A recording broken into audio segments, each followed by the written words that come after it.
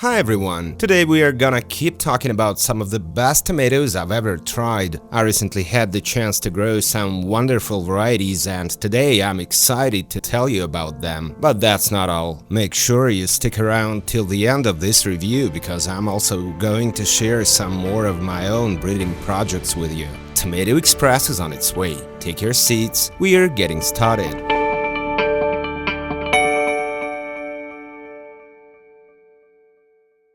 Varieties by Karen Olivier of Canada have always evoked and continue to evoke special expectations in me. Even though they sometimes look like just another classic beefsteak tomato, there is something special about them, a unique signature of the breeder, and we are going to talk about one of these new varieties right now. So the time has come to introduce you to a tomato called Bloodstone. This is a true modern classic, and in my book, one of the best tomatoes Karen has ever created. And that's saying something because her list is full of real masterpieces that I've been enjoying year after year. Bloodstone is a heavy hitter that gave me a ton of joy, and what's especially great is its outstanding flavor. I'll get to that in a bit, but for now let's take it one step at a time. The plants of this variety are just as handsome as the fruit. Like Karen's other new varieties, particularly Cinnamon Girl and O Canada, they have thick, sturdy stems, broad potato leaf foliage, and are just raring to grow. By the beginning of August, the plants hit about 6 feet or 1.8 meters tall when grown with two main stems. They also showed great disease resistance to the usual tomato troubles even during this tough season, and they just plain looked beautiful in the garden. The bunches produced exceptionally large, oblate fruits that were purplish-pink color, true beefsteaks, whose size gave me a pretty impressive harvest. To my delight, they also weren't prone to cracking and could hang on the vine for a good while after ripening without going bad. All in all, a whole heap of positives that I noticed even before the taste test, and that's got to mean something. The large fruit size held up all season, which was confirmed at weigh-in. The first tomatoes I picked were in the ballpark of 16 to 18 ounces or 450 to 500 grams, and the ones I harvested later in the season matched that, even tipping the scales at a whopping 19 ounces or 548 grams. The flesh is dense, meaty and juicy, with no empty spots, and a rich dark pink color. And the flavor? These tomatoes were a home run. It's got an intense sweetness with a pleasant tang to balance it out. You know, that deep, old-timey tomato flavor at its absolute best. There are fruity notes in there too, making it perfect for eating fresh. Bloodstone turned out to be an excellent variety by every measure. It's one of those tomatoes I can recommend without a shadow of a doubt. In fact, all the varieties by Karen that I got my hands on last season were some of the best of the year. Getting back to Bloodstone, I have to say I tried to find at least a few downsides, but I came up empty. It seems like this tomato just doesn't have any weak spots. It's productive, it's beautiful, and it's delicious. I guess the only thing is you can't stuff it whole into a jar for canning, otherwise it's a real winner. Well, it's no secret that Karen loves her country. She loves it so much that she named one of her new varieties after it,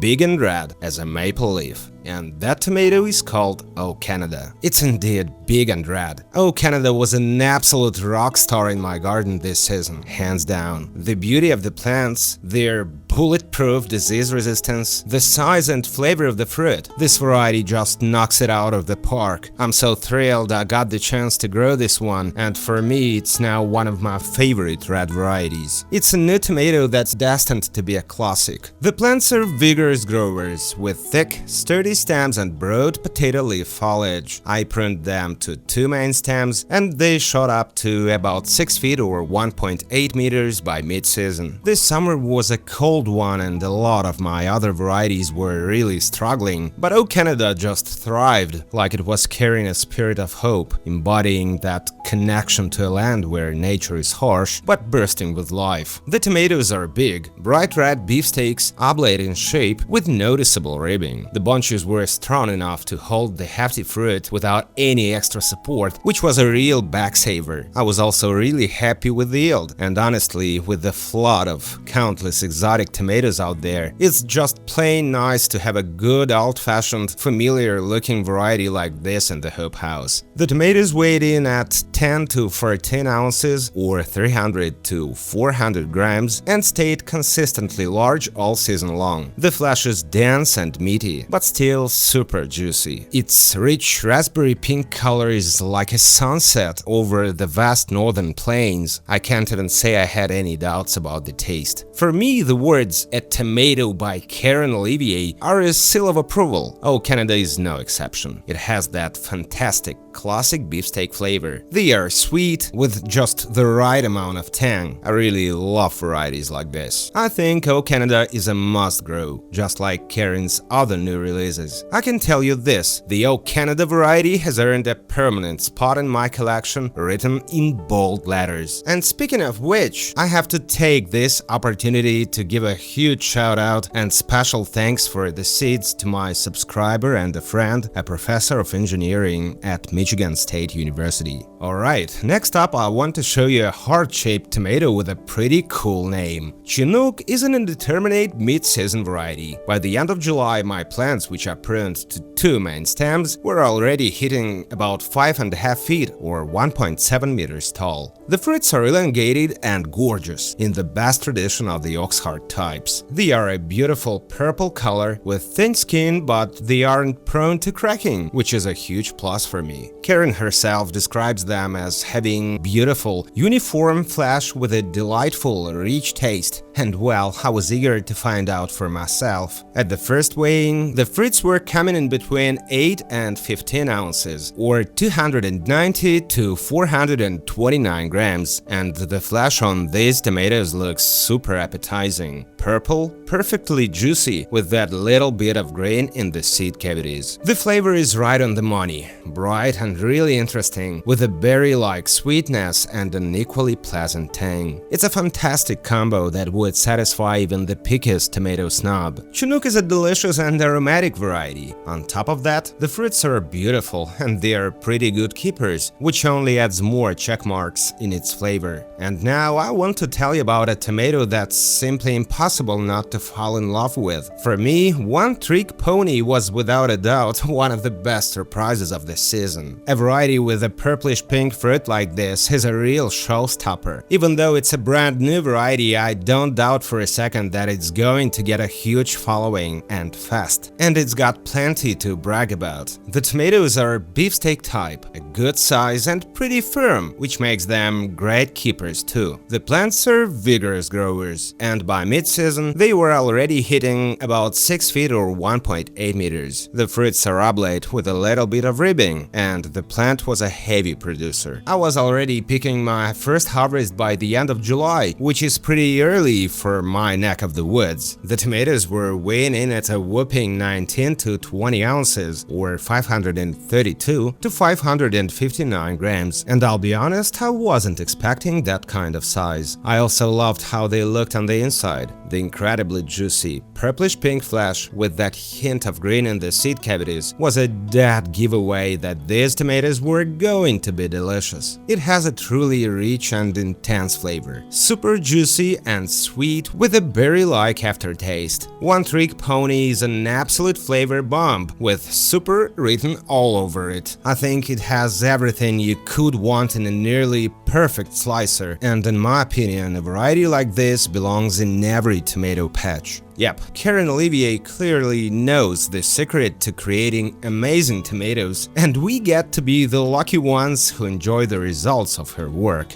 One Trick Pony gets my highest recommendation. It's a wonderful variety, an outstanding player in the tomato world, and I'm absolutely sure it will knock your socks off just like it did for me. And now, as promised, let's get back to my own breeding work. Last year brought a lot of interesting finds in the F2 generation. Some of them, in my opinion, are very beautiful and unusual, and I'll be sure to tell you about them later. But today I want to show you this pleasant discovery I got from crossing Spencer and Dwarf Jeremy's Stripes tomatoes. For those who don't know, Spencer is a red cocktail variety, and Jeremy's Stripes is a dwarf plant with yellow-green fruits. And in one one of the segregates, I unexpectedly found beautiful purple fruits with green stripes. The dense, round tomatoes weighing between almost 2 to 3.5 ounces or 50 to 100 grams weren't prone to cracking and were clustered in pretty abundant trusses. This breeding line is one of my main focuses right now, all because the tomatoes turned out to be incredibly tasty. And this was with them growing in the open ground during a cold,